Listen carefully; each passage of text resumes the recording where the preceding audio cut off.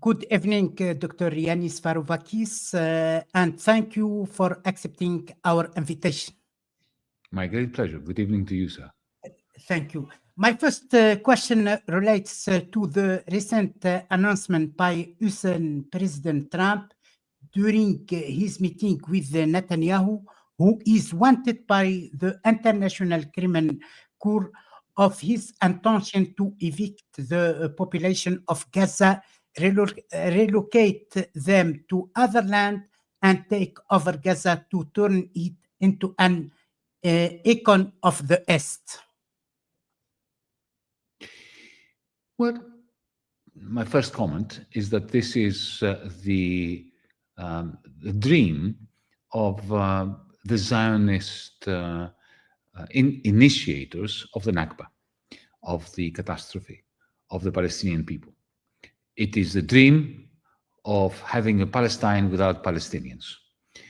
So essentially, what Donald Trump was doing was, in the presence of the Prime Minister of Israel, who has been, as you correctly said, indicted for war crimes by the International Criminal Court, in the presence of this indicted war criminal, effectively to present him with the greatest gift that Netanyahu could have ever imagined in his 25 or so years of being in political life in Israel, which is the offer of the United States supporting Netanyahu's long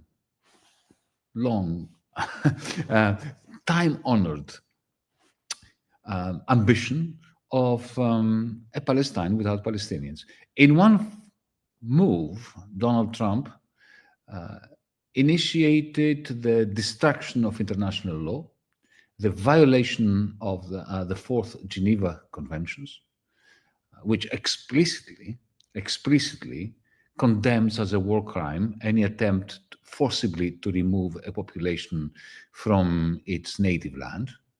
And in the process of doing that, essentially, Donald Trump created a lacuna of moral and political legitimation for NATO itself. My question to the President of France, Mr. Macron, to the still Chancellor of Germany, Mr. Scholz, to the British Prime Minister, Mr. Starmer, is how dare you consider the United States of America an ally of your countries, of Europe, when the United States is essentially tearing up the agreement between civilized nations after 1945 of never again committing genocide, of never again siding with politicians who are planning the ethnic cleansing of a whole area. Never again should, that was what we proclaimed as a civilization of humans, of women and men. In 1945, we proclaimed that never again would one country conquer another, annex its territory, and treat its native population as expedient. So it was a significant week and a very significant announcement by Donald Trump, one that now makes Europeans, and particularly our leaderships, forces them to make a choice. Either become complicit in the utter violation of every principle of international law, or break relations with NATO and the United States.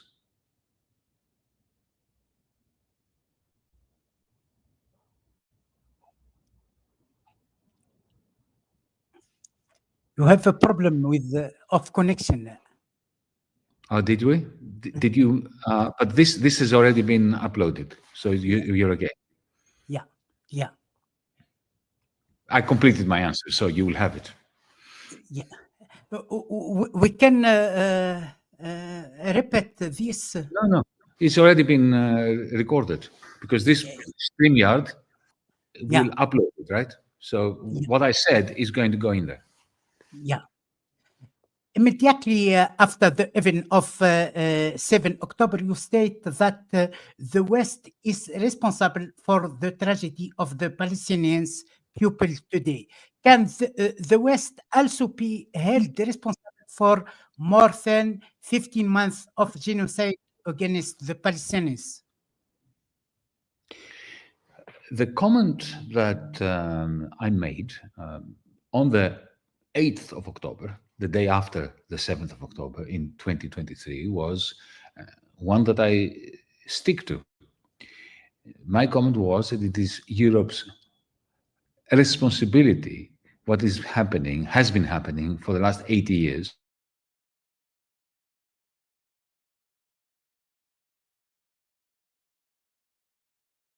You hear me now? Yeah, yeah. Shall I do this? I need to do this answer again, because I'm sure this one must have been interrupted. Wait, Okay, yeah. so I remember your question, so I'll go. On the 8th of October, a day after the 7th of October attack by Hamas and its allies against the Israeli border guards, I made the comment, as you quite correctly suggested, I made the comment that the tragedy in the Middle East, especially in Palestine, is entirely the responsibility of Europe. For centuries, we have persecuted, we Europeans, collectively, we have persecuted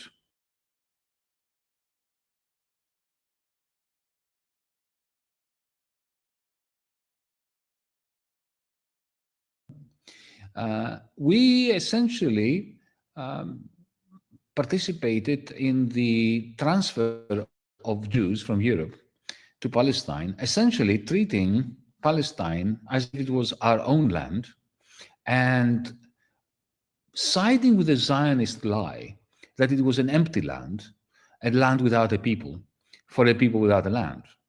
The moment you say a land without a people, for a people without a land, essentially what you're doing is this is the first step towards ethnically cleansing, exterminating the people who have been on the land that you have just characterized as a land without a people.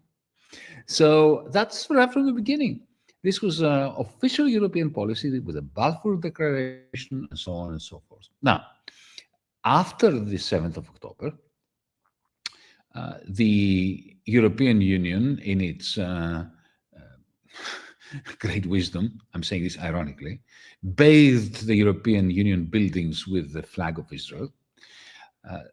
Ursula von der Leyen, the president of the European Commission, went to Israel and cheered on the IDF, the Israeli army, just before it invaded Gaza.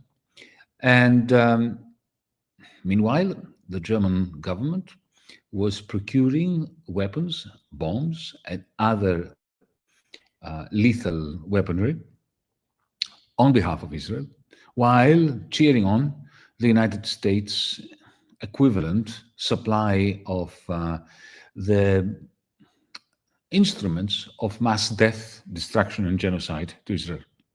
So, yes, Europe is the beginning and the conclusion of this gross responsibility for the genocide which is happening in front of us. And the tragedy is double.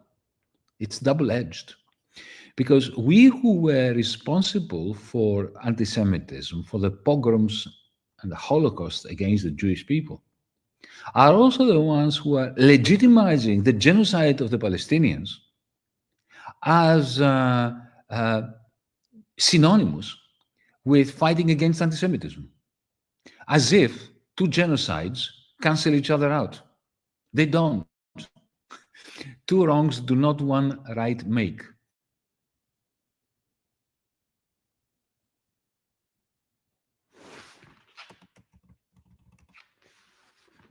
Yeah. Yeah. After 7 October and the events we witnessed, can we continue to talk about the two-state solution? The two-state solution is a very convenient hypocrisy on the part of the West. There is no doubt that the two-state solution is very deeply etched in the hearts and minds of Palestinians as a way out of their apartheid circumstances, a way out of their enslavement, essentially, to what is a state of occupation.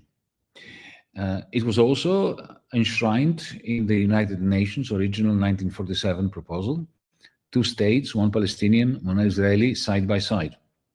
But whatever the merits of the two-state solution, for the last 25 years, Mr. Netanyahu and other politicians, Ariel Sharon was the first one. Netanyahu is simply an able successor to Ariel Sharon, set out to destroy any possibility of a two-state solution. And they did this in a variety of ways. Firstly, they did it by supporting Hamas in order to undermine the Palestinian Authority.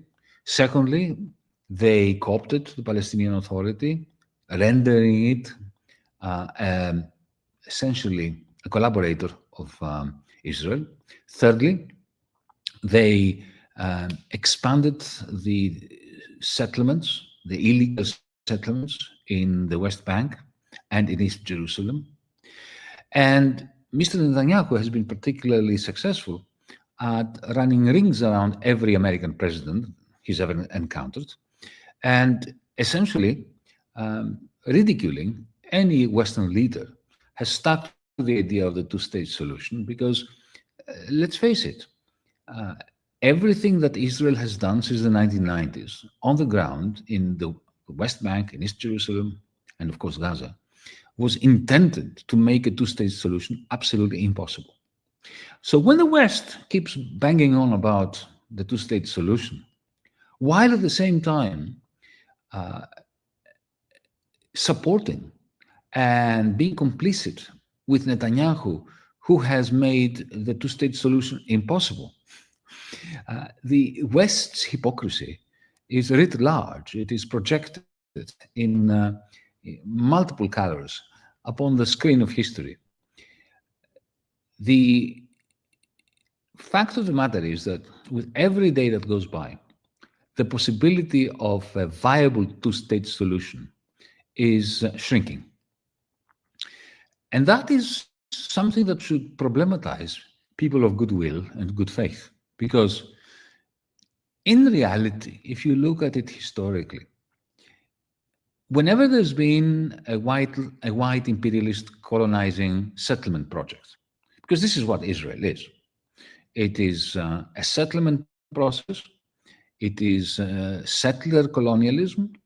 A European people, essentially European people, have gone with the blessings of the British, of the Americans, of the European Union to Palestine, to a land full of natives. They declared it a terra nullius, a land without a people, and they've begun ethnically cleansing it in order to take over the land in exactly the same way that the white settlers did in the west of the United States, actually the whole of the United States, what the British did in Australia, what the Germans tried to do in Namibia, what the Boers were doing along with the British in South Africa, in Zimbabwe, Rhodesia, in Kenya. Historically, if you look at all those examples, there are only 3 outcomes that seem likely. One is genocide. The United States has managed, Australia has managed to get rid of the native populations, or to shrink them to such an extent that they've been utterly diluted, or placed in reservations, as in the United States. That's one solution. That's what Netanyahu wants. That's what the Israeli regime wants. The second solution is some kind of apartheid state, a halfway house, where you've got the dominant settlers, and then you've got Bantustans full of the non-citizens who are used as a pool of labor. That's what South Africa tried to do. But we saw how that ended.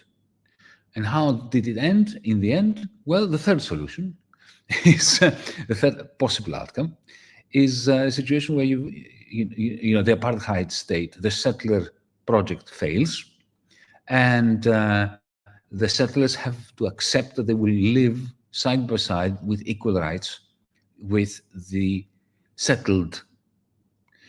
Now, there's never been a case where you had two states next to one another, one of the settlers and one of the colonized. It could have happened. Let's say that after the Oslo Accords, that Israel accepted the idea. They never accepted the idea of a Palestinian state. Arafat gave it to them. They wouldn't have it. They kept making demands upon Arafat that Arafat could never, ever agree to, because essentially they were saying that the apartheid state should be recognized as a two-state solution. So they didn't choose that, and they chose to go all out ethnically to cleanse the Palestinians. And now I'm very much afraid that with the war in Gaza, the massacre, the genocide, it's not even a war. It's so one-sided, you can never really call it a war. Humanity is facing only two options. One is a settler victory and the annihilation of the Palestinians. That's the Trump plan, a Palestine without Palestinians. Or alternatively, some arrangement by which the colonized and the colonizers live side by side with equal political rights. That is the one that we should be working towards if we want to be remembered as a generation that is not completely morally culpable. Dr. Varoufakis, last question from Ukraine to Gaza. Is it a sign of the failure of international law and the United Nations to impose peace? To do what? To impose peace, to make peace. Okay. Well, in 1945, when the victors of the Second World War got together to create the United Nations, to create the International Court of Justice, to rejig and calibrate the Geneva Conventions, the collective will of the civilized world, which included the United States and the Soviet Union, East and West, capitalist and communist countries, the collective will was never again. Never again must there be a war of conquest. Never again will one power decide to annex the lands of some other nation, of some other people. Never again will disputes regarding territory be settled by the force of arms. That was our collective desire. That was our collective decision. So, yes, the United Nations, international law is all about peaceful resolution of disagreements. We see that these rules are being treated with contempt, and what we effectively have is a West which cynically and hypocritically waxes lyrical about international law, about the United Nations, when it suits the West. When it doesn't suit the West, they effectively drag the United Nations, the International Court of Justice, the International Criminal Court through the mud or ignore it. So when, for instance, Vladimir Putin orders his troops to cross the border with Ukraine and invade Ukraine, an all-out invasion, immediately the United States, Britain, other countries of the West rush to the Security Council of the United Nations to demand a condemnation of what Russia is doing. They applaud vigorously when the International Criminal Court indicts Vladimir Putin. But when another country violates exactly the same principles, like Israel, in the West Bank, in East Jerusalem, in Gaza, suddenly the United Nations is an institution to be ignored. The International Criminal Court's indictment of Netanyahu is to be ignored. In the final analysis, what we must remind ourselves here in the West is that international law either applies to everyone or it applies to no one. And by picking and choosing whom we are going to apply international law to, essentially, we're destroying international law. And by destroying international law, we are going back, we are reneging on our collective promise in 1945 that never again will the world be ruled by the dictum that might is right.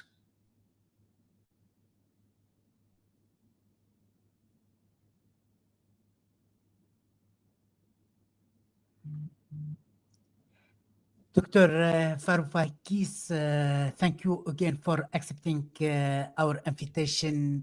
Thank you. I look for another meeting with you. Thank you very much. My great pleasure. Thank you.